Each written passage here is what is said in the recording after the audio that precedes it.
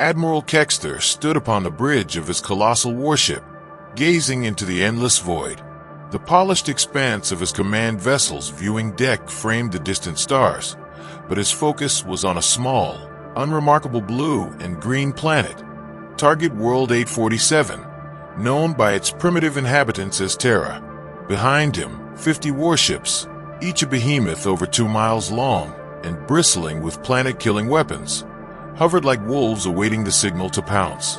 The Zapirian Empire had expanded for over 3 centuries, their conquest swift, their victories absolute. Tall, gray-skinned beings with glossy black eyes and dexterous fingers, the Zapirians considered themselves the masters of the galaxy. Their plasma cannons could liquefy cities, and their shield systems made nuclear arms as threatening as pebbles. No species had ever resisted them for long. Terra, according to initial assessments, was barely crawling out of its technological infancy. Captain Vexna, Kexter's second-in-command, approached with data in her long, slender fingers. "Admiral, the scouts report 8 billion inhabitants across 7 continents. Their most advanced weapons are primitive nuclear warheads. Their defenses are fragmented, nearly 200 separate governments. Conquest should take no more than 72 hours. Kexter gave a predatory smile, as it always does. But as fate would have it, this conquest would be like none before. In a fortified mountain facility in Colorado, Commander Jake Morrison, head of Earth's Planetary Defense Initiative, PDI, scanned the readings from orbital sensors.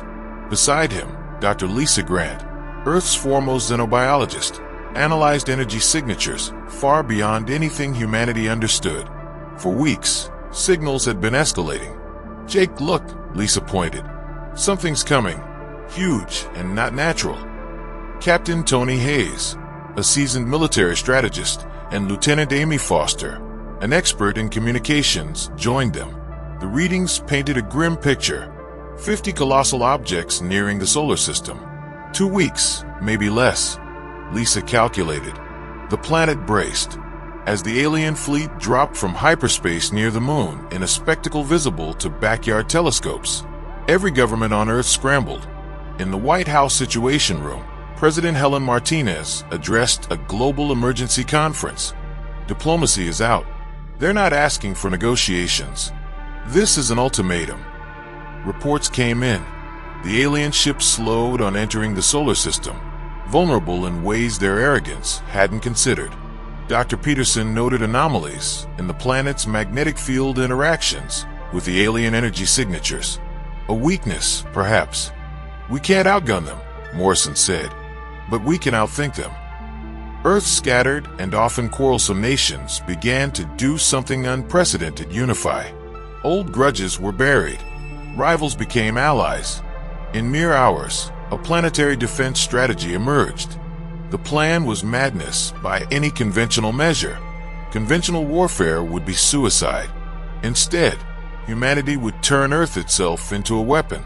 Lisa's team discovered that the alien plasma weaponry, while devastating, interacted unpredictably with certain natural Earth phenomena. Gravitational fluctuations, electromagnetic pulses, tectonic activity. Things no other conquered world had ever weaponized. Operation Beehive was born.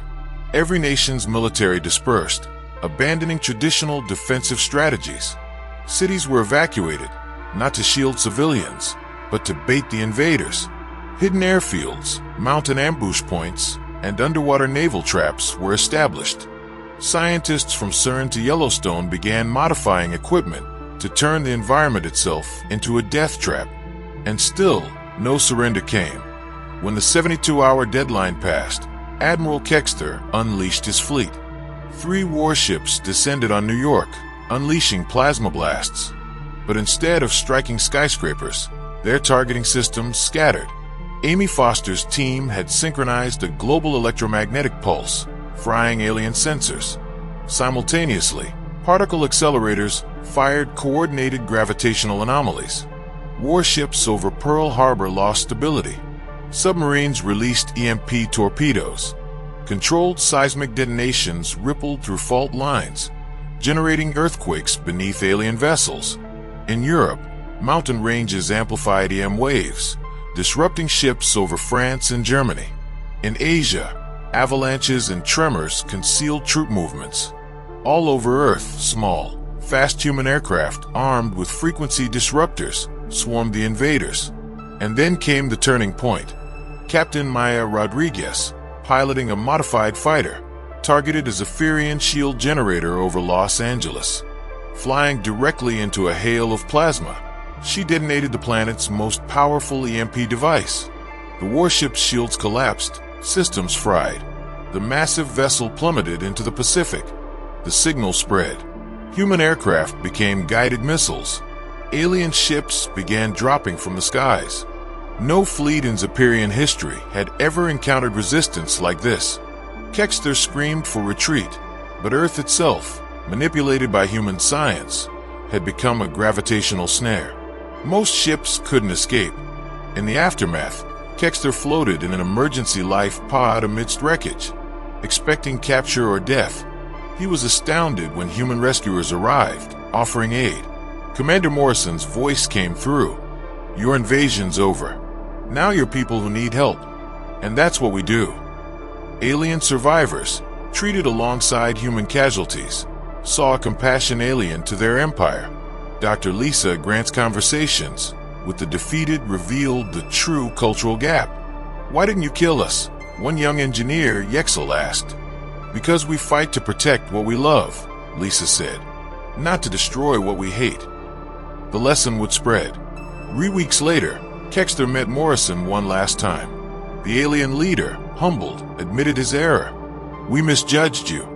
Your unity amidst division, your refusal to surrender. We've never seen its like." Morrison smiled. "You saw our divisions. What you didn't see was that we've been fighting each other for thousands of years. When we choose to fight together, we already know every strategy. And your mercy? That's who we are." As the surviving Zapirian ships limped from Earth's orbit, a message spread across the galaxy. This small, primitive world had achieved the impossible, turning their planet into a living weapon, uniting billions, and defeating an empire. Humanity's greatest weakness had become its greatest strength. A species divided by borders and ideology, yet capable of uniting when survival demanded it, had proven unstoppable. And the galaxy would never forget the day Earth made the stars tremble